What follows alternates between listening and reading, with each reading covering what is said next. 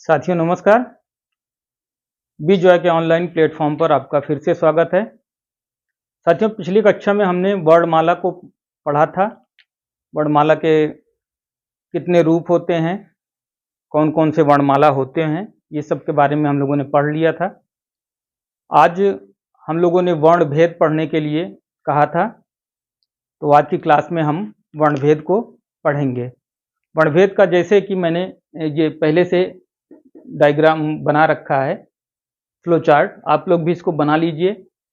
इसमें जैसे लिखा हुआ है वर्ण भेद, तो वर्ण भेद में दो तरह के वर्ण होते हैं, एक स्वर होता है, एक व्यंजन होता है। ये हमने आपको पहले भी बता रखा है।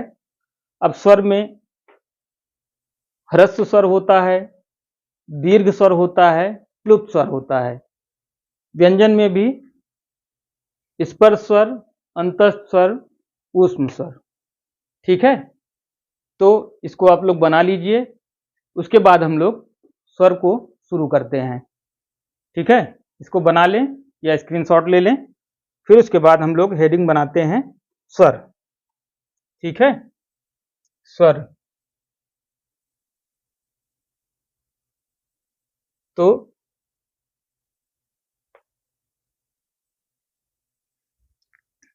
हम लोग हेडिंग बनाते हैं क्या? स्वर, यानी कौन से स्वर? हिंदी के स्वर। हिंदी के स्वर। हिंदी में कौन कौन से स्वर हैं, इसके बारे में हम लोग चर्चा करेंगे। ठीक है, तो स्वर किसको कहते हैं? स्वर उसे कहते हैं जो बोलते समय निर्बाध रूप से बोला जाए। अर्थात जब हम स्वर को बोलते हैं, उच्चारण जब करते हैं उनका, तो वो अंदर से आती हुई हवा कहीं पर भी टकराए ना, कहीं पर भी मुख में कहीं पर भी रुके ना, वो सीधे जो है निकल के आए।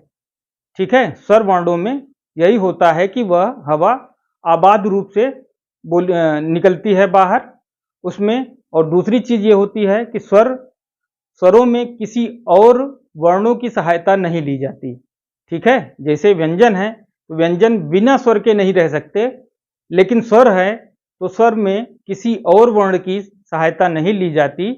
स्वर को हमेशा स्वर अपने में ही बोला जाता है। स्वर कहीं पर भी मुख में कहीं बिना टच किए, बिना रुके हवा एक साथ बाहर निकलती है। ठीक है, इन्हीं सब चीजों को हमें नोट डाउन करना है और इसे हम लोग लिख लेते हैं। पहली बात क्या है? पहली बात यह है, स्वर उन वर्णों को कहते हैं जिनका उच्चारण किसी अवरोध अथवा विघ्न या बाधा के हो। स्वर उन वर्णों को कहते हैं, स्वर उन वर्णों को कहते हैं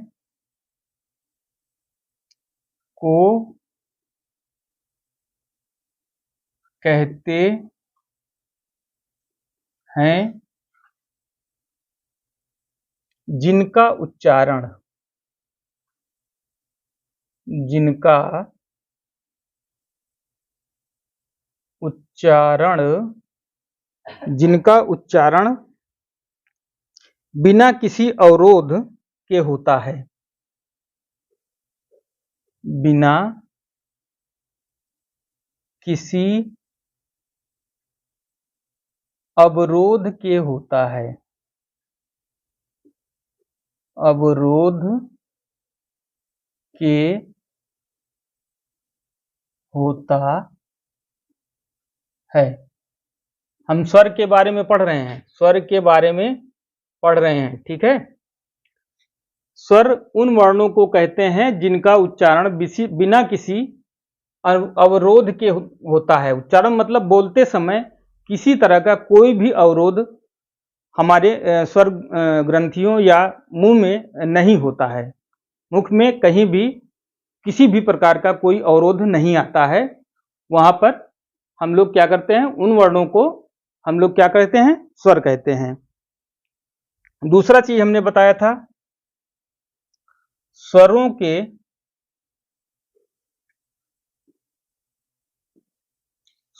के उच्चारण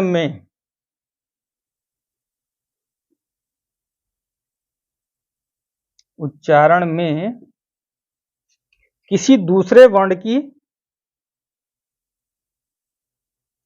उच्चारण में किसी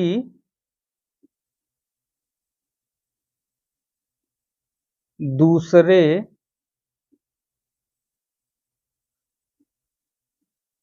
वर्ण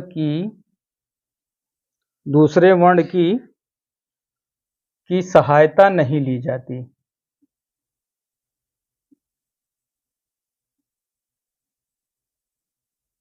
नहीं ली जाती। ठीक है। तीसरा पॉइंट क्या है?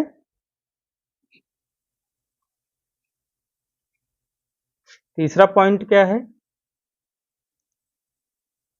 स्वरों के उच्चारण में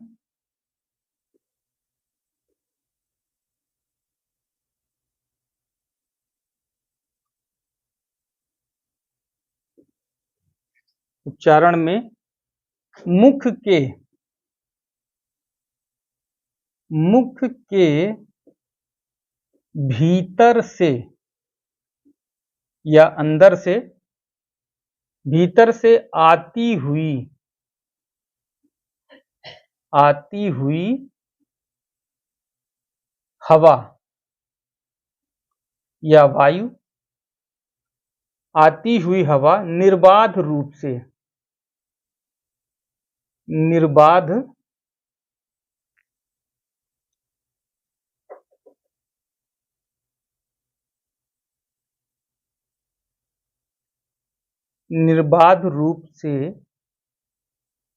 बाहर निकलती है।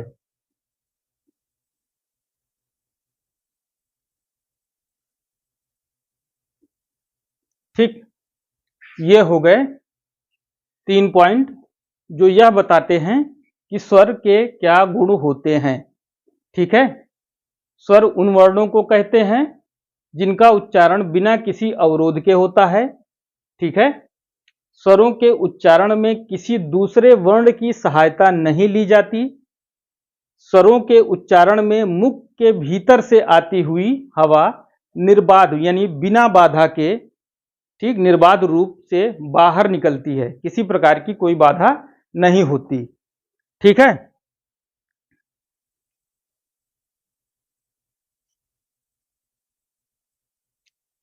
और ये तो आप जानते ही हैं कि हिंदी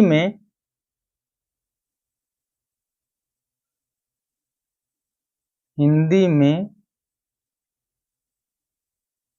स्वर वर्णों की संख्या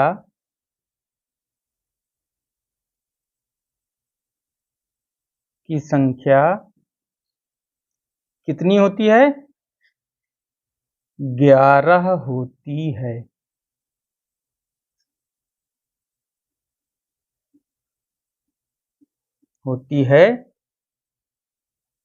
जिसका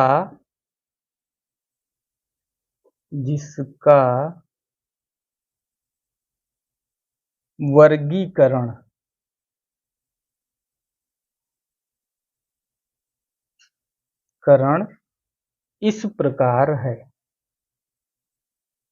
इस प्रकार है। ठीक है। किस प्रकार है? हमने बताया था, ह्रस्व स्वर, दीर्घ स्वर और प्लुत स्वर। ठीक है। तो इसको जल्दी से आप लोग नोट कर लीजिए, क्योंकि जगह कम है इसलिए इसको मिटाना पड़ेगा। नोट कर लीजिए या स्क्रीनशॉट ले लीजिए। ठीक है।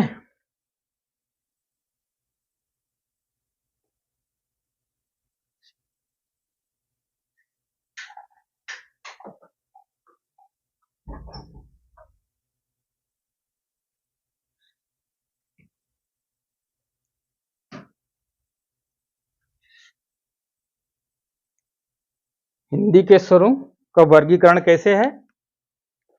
वर्गीकरण है, पहला है आपका ह्रस्व स्वर।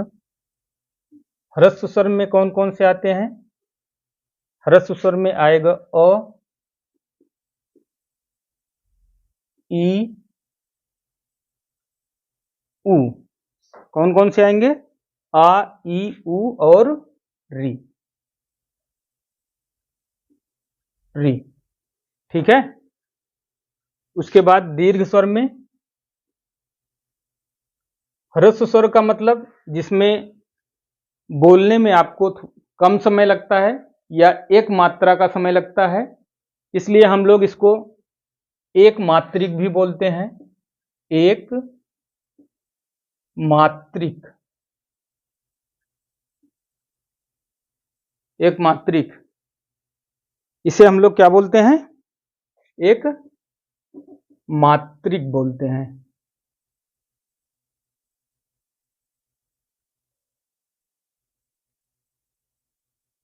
एक मात्रिक बोलते हैं।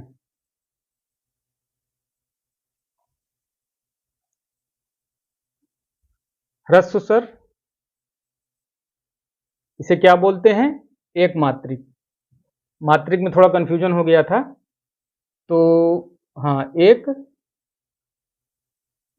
ये वाला एक मात्रिक होता है क्योंकि इसको बोलने में एक मात्रा के बराबर समय लगता है। ठीक है, मात्रिक, एक मात्रा के बराबर समय लगता है। ठीक है, जैसे ओ, ई, उ, री। ठीक है, अब दीर्घ स्वर में, दीर्घ स्वर में कौन कौन से आते हैं? दीर्घ स्वर में आपके आएंगे आ,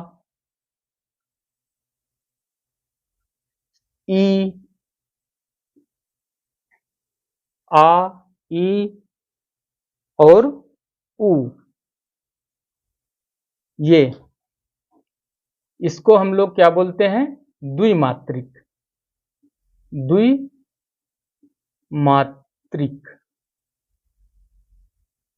द्विमात्रिक, क्योंकि इसको बोलने में दो मात्रा के बराबर समय लगता है। जैसे इसको अ, इसको आ, इसको ई, इसको ई, इसको उ, इसको उ।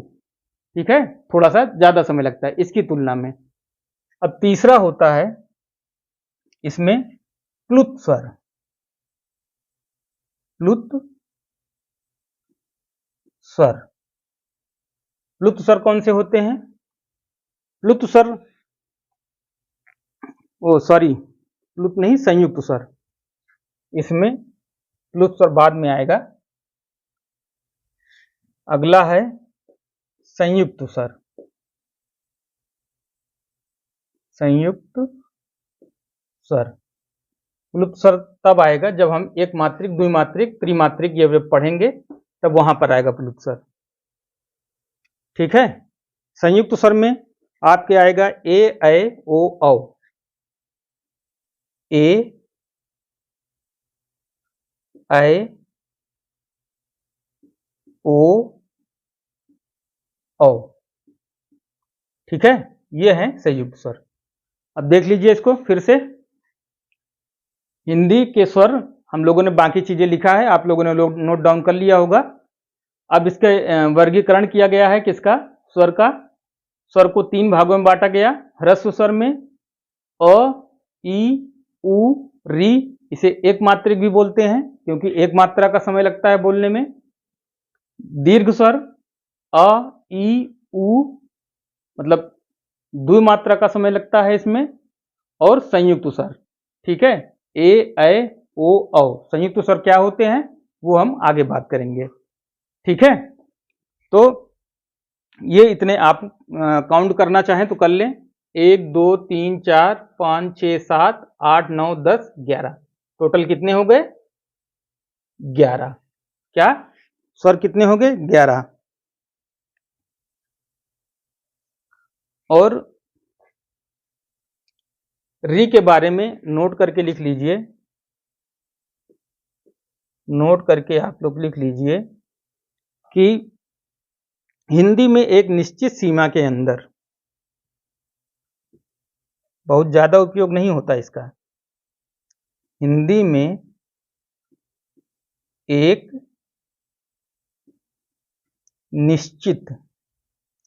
निश्चित सीमा के अंदर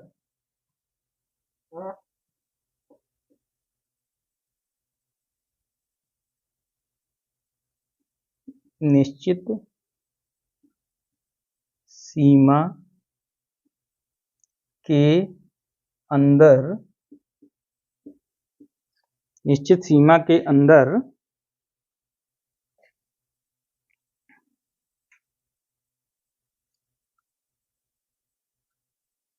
री का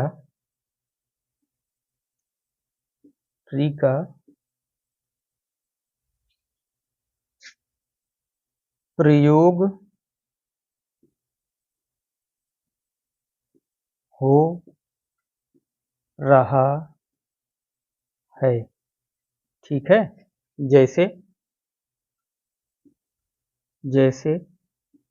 जैसे आप ऋग्वेद एक शब्द है, ऋग्वेद, दूसरा शब्द है ऋषि,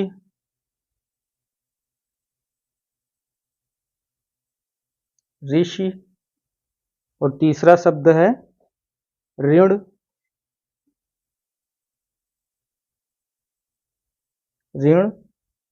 आदि। इस तरह से बहुत ज्यादा उपयोग इसका नहीं हो रहा है, इसलिए इसको हमने लिखवा दिया।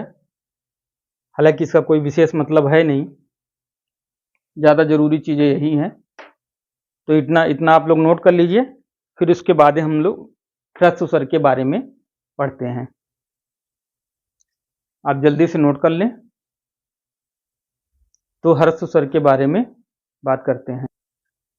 तो आइए अब ह्रस्व स्वर के बारे में थोड़ा सा जान लेते हैं। ह्रस्व स्वर कहते किसको हैं, इसको थोड़ा सा नोट डाउन कर लीजिए। वे स्वर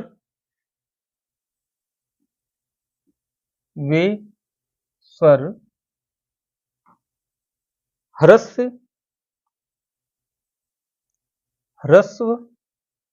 या एक मात्रिक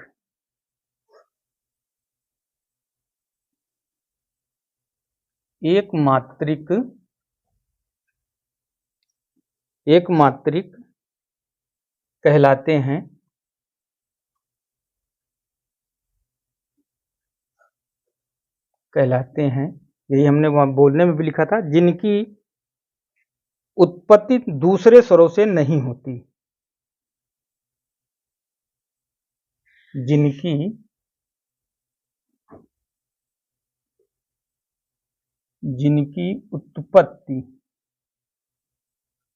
उत्पत्ति दूसरे स्वरों से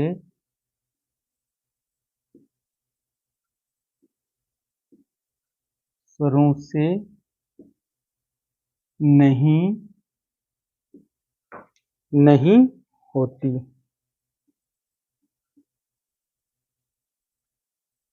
होती है। ठीक है, होती है। जैसे अ, यहाँ पे हमने लिखा भी था, ये लिखा हुआ है अ, ई, उ और री। ठीक है जी, को जल्दी से नोट कर लीजिए। उसके बाद दूसरा आता है दीर्घ स्वर। दीर्घ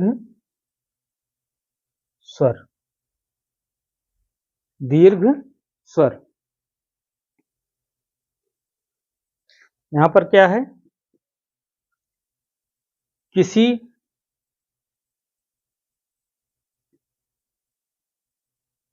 किसी ह्रस्व स्वर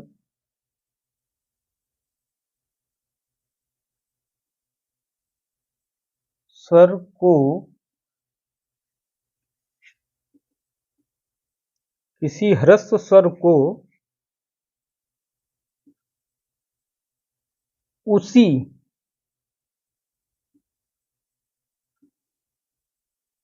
ह्रस्व स्वर के साथ मिलाने पर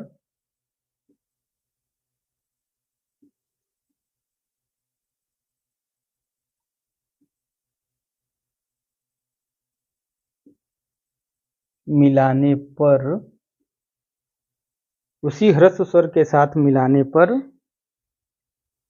जो स्वर बनता है, जो स्वर बनता है, जो स्वर बनता है वह दीर्घ स्वर कहलाता है। वह दीर्घ स्वर कहलाता है।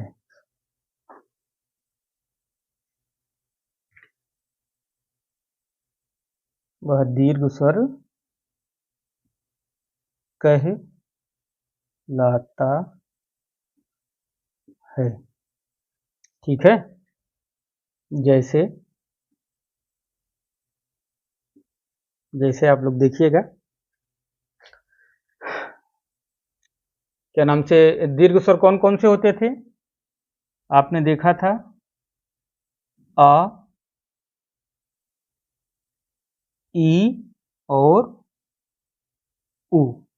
इसे हम लोग इस तरह भी बोल सकते हैं, बड़ा आ, बड़ी ई, बड़ा उ। आपकी तरफ जो भी बोलते हो आप देख लीजिएगा। इसको देखिए कैसे बन रहा है।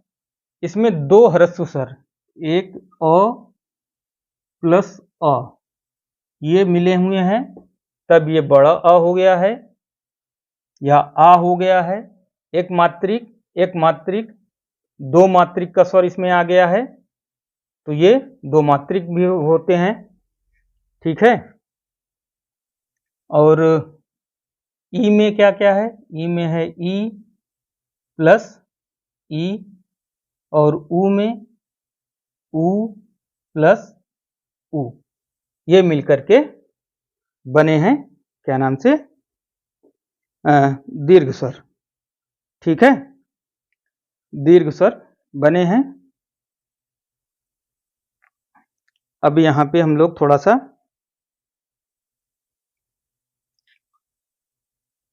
इसको मिटा के, इसको आप लोग नोट कर लीजिए, तो हम इसको मिटाते हैं।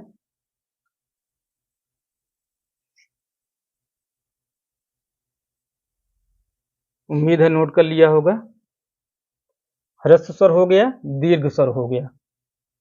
एक चीज और बीच में आई थी पढ़ते समय हम लोगों के, पिछला पढ़ते समय आया था, मिश्रित स्वर करके एक आया था।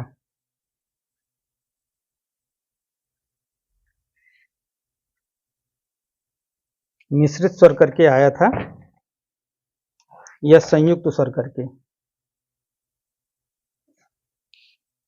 बीच में आया था संयुक्त स्वर। वो दीर्घ वाले में ही इसको हम लोग कर दे रहे हैं, ये संयुक्त स्वर।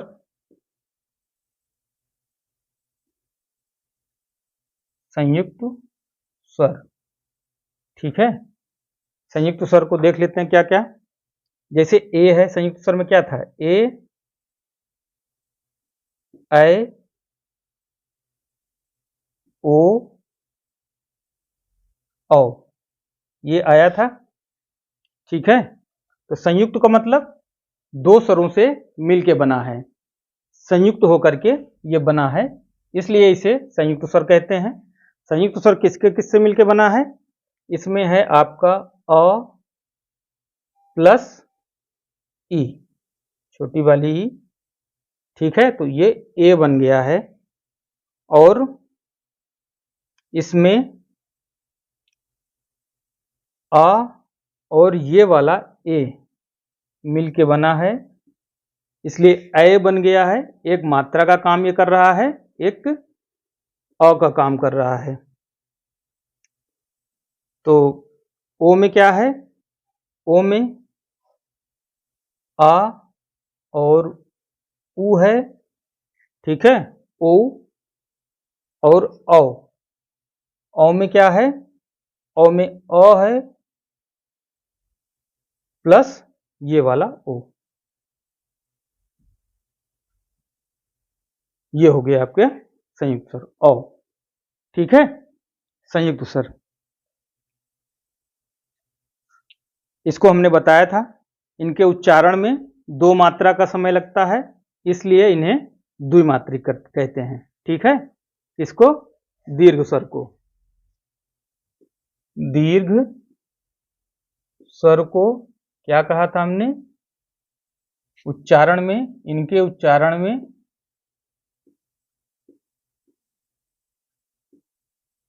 इनके उच्चारण में दो मात्राओं का समय लगता है, या दो मात्रा का समय लगता है।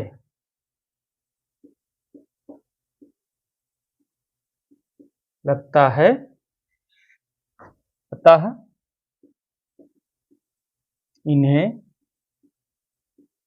किन्हें? दीर्घ स्वर को, इन्हें द्विमात्रिक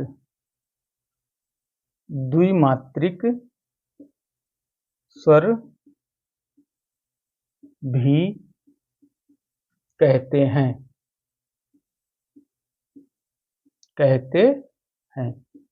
आप लोग नोट जरूर कर लीजिएगा, क्योंकि बार बार ये चीजें मैं नोट नहीं कराऊंगा, इसलिए आप लोग नोट करते चलिएगा। नोट कर लीजिए जल्दी से।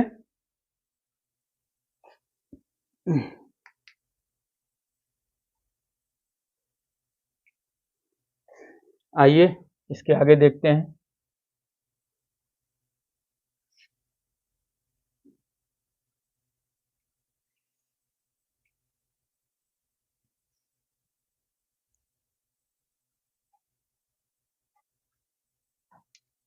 इसके आगे आइए देखते हैं क्या।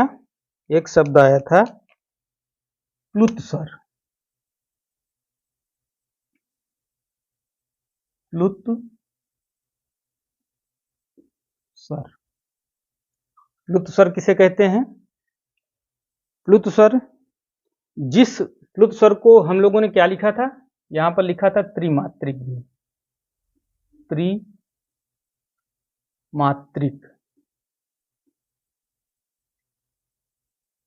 प्लुत स्वर को हम लोगों ने क्या लिखा था? त्रिमात्रिक, ठीक है। तो यहां पे लिख सकते हैं, जिस स्वर के उच्चारण में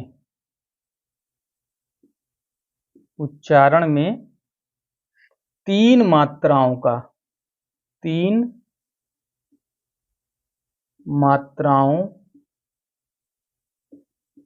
का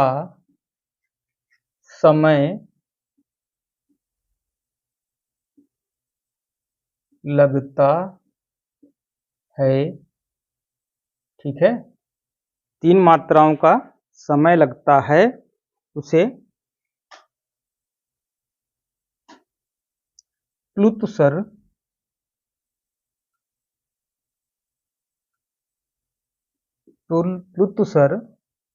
तीन मात्राओं का समय या तिगुना समय प्लुत स्वर कहते हैं।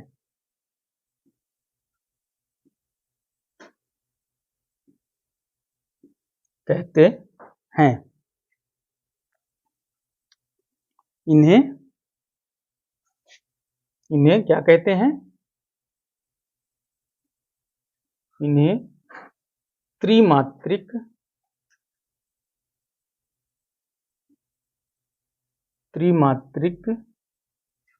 भी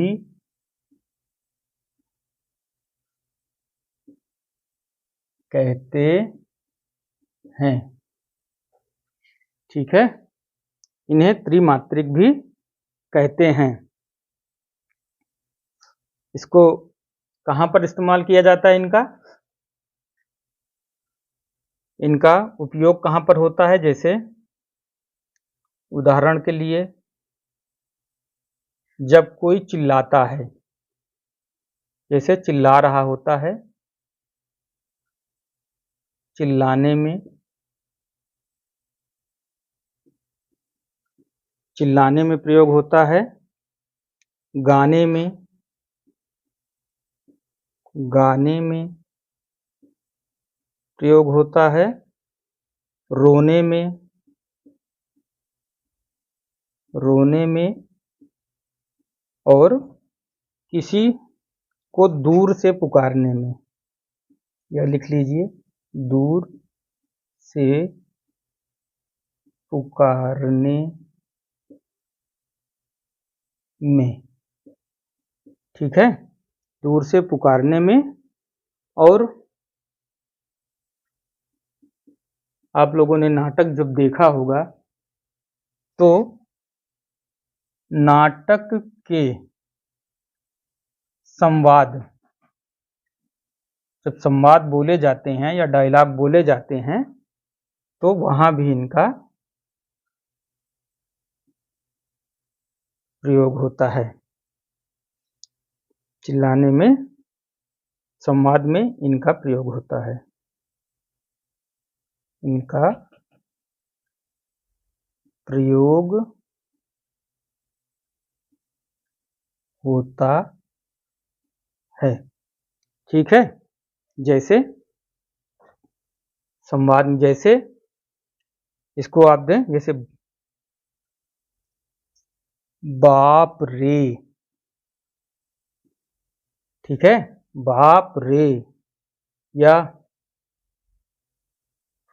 हे राम, हे राम, या रे राम।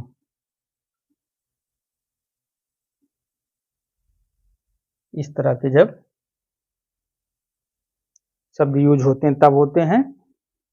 ठीक है, इसकी पहचान के लिए क्या करते हैं? इसकी पहचान, मेरे ख्याल से नीचे हो जा रहा है, आप लोग इतना नोट कर लें। तो जिस स्वर के उच्चारण में 3 मात्राओं का समय लगता है उसे प्लुत स्वर कहते हैं। इन्हें त्रिमात्रिक भी कहते हैं। चिल्लाने में, यहां पर गने नहीं गाने होगा। गाने में, रोने में, दूर से पुकारने में, और नाटक संवाद में इनका प्रयोग होता है। बाप रे, बाप रे, हे राम, रे राम, इस तरह से इनका प्रयोग होता है। अब इनकी पहचान कैसे की जाती है, आप लोग इसको नोट कर लें या स्क्रीनशॉट ले लें तो आगे लिखते हैं। ठीक है, आगे थोड़ा सा इनकी पहचान के बारे में लिख लेते हैं।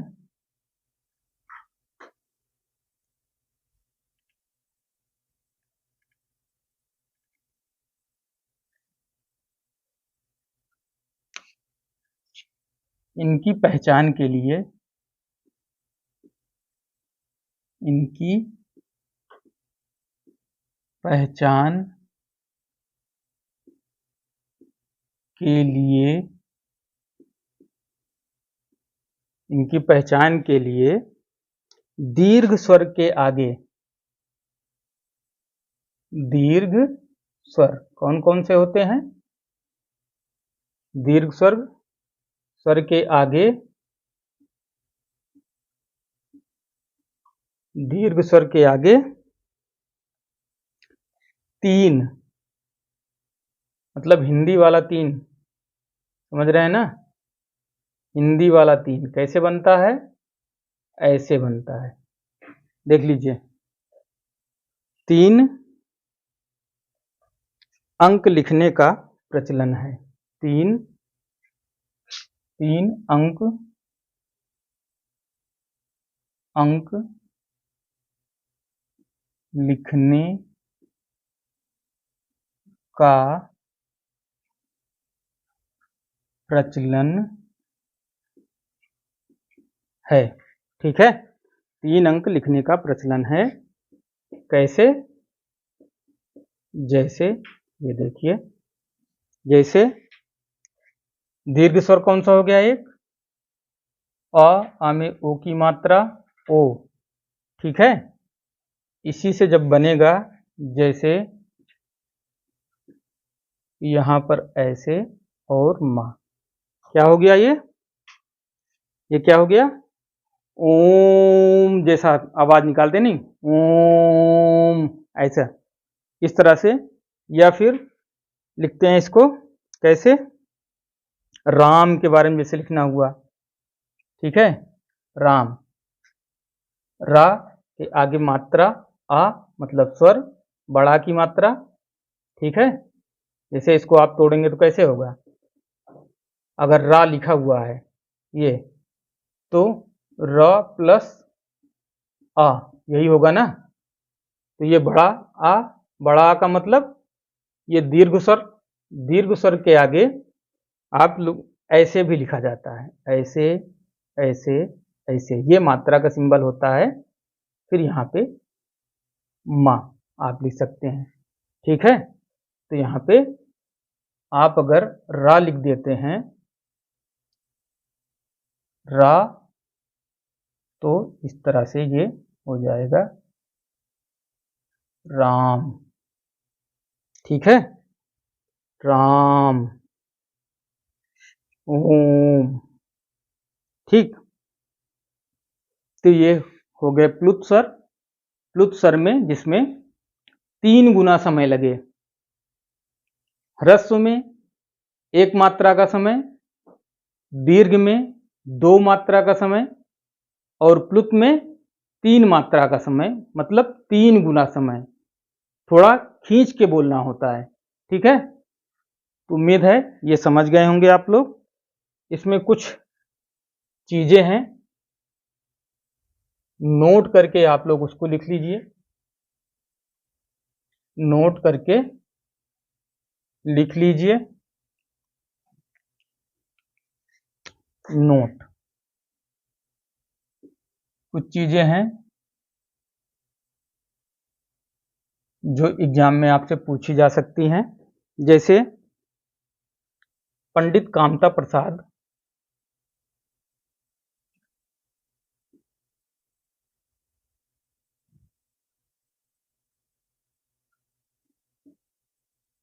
ये बहुत बड़े व्याकरण है, बहुत बड़े व्याकरण है। कामता प्रसाद गुरु, कामता प्रसाद गुरु, गुरु जी ने क्या कहा है? गुरु जी ने कहा है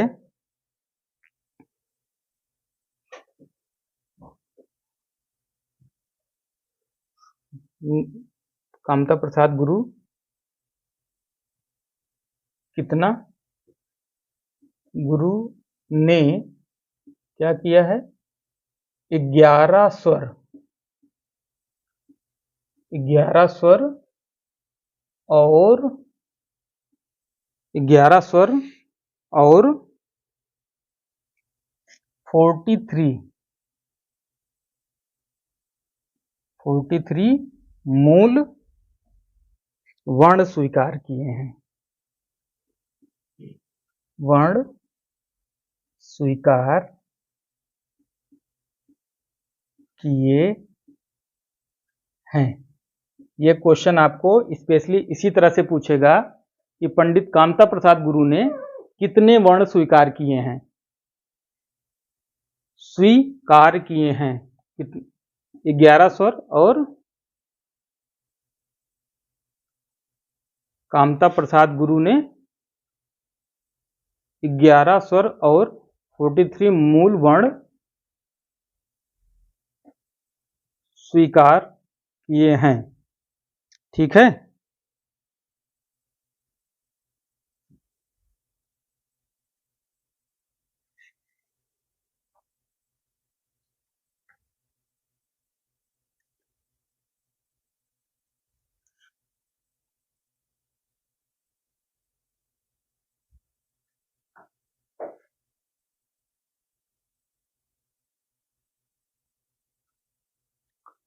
पंडित कामता प्रसाद गुरु ने इतना स्वीकार किया है। और एक पॉइंट और है, एक पॉइंट और है, वो क्या है? डॉक्टर भोलानाथ तिवारी हैं, एक व्याकरण ये भी है, डॉक्टर भोलानाथ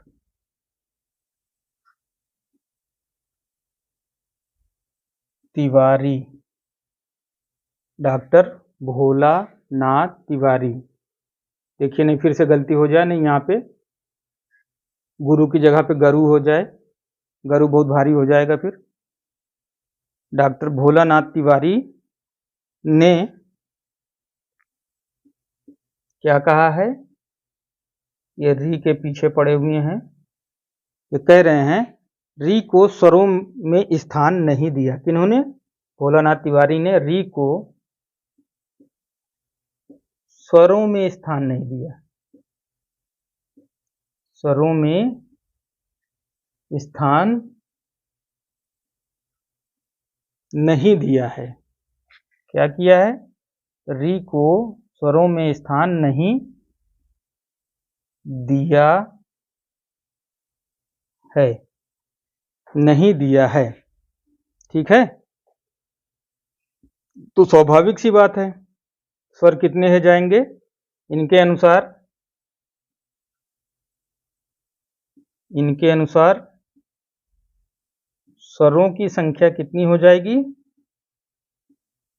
की संख्या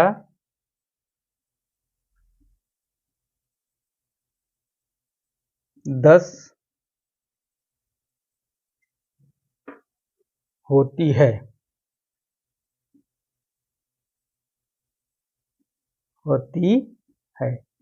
ठीक है, आपसे सीधा सीधा क्वेश्चन पूछा जा सकता है। डॉक्टर भोलानाथ तिवारी के द्वारा स्वरों की संख्या कितनी बताई गई है? तो आप कहेंगे 10। और वैसे टोटल स्वरों की संख्या कितनी है? 11। किसने कहा है? कामता प्रसाद गुरु ने 11 माना है। और क्या नाम से डॉक्टर भोलानाथ तिवारी ने कितना माना है? 10। इस तरह से भी क्वेश्चन पूछ सकता है कि स्वरों की संख्या 10 किसने माना है? दोनों के नाम दे देगा, डॉक्टर कामता प्रसाद गुरु का, भोलानाथ तिवारी का, एक दो लोगों का और नाम दे देगा, फिर आपको उसमें बताना होगा। ठीक है, या फिर नाम दे देगा इन्होंने स्वरों की संख्या कितनी मानी है, तो आपको 11, 12, 13, 14, 15 ऐसे करके दे देगा, तो आपको सही आंसर बताना होगा। तो ठीक है मित्रों, आज के लिए इतना ही क्लास। ठीक है, आपसे फिर से रिक्वेस्ट कर रहा हूं कि आप लोग ज़्यादा से ज़्यादा लोगों तक वीडियो को पहुंचाइए, ज़्यादा से ज़्यादा शेयर कीजिए, सब्सक्राइब कीजिए, लाइक कीजिए। कुछ भी गलत लगता है तो कमेंट्स कीजिए, हम उसमें सुधार करेंगे। और जैसा भी हो सके आप ज़्यादा से ज़्यादा तक लोगों तक पहुंचाइए, ताकि हमारा भी हौसला थोड़ा सा बढ़ता रहे और मैं अच्छी क्वालिटी की और सुधार करके अच्छी से अच्छी वीडियो आप तक पहुंचाने की कोशिश करता रहूं। धन्यवाद मित्रों।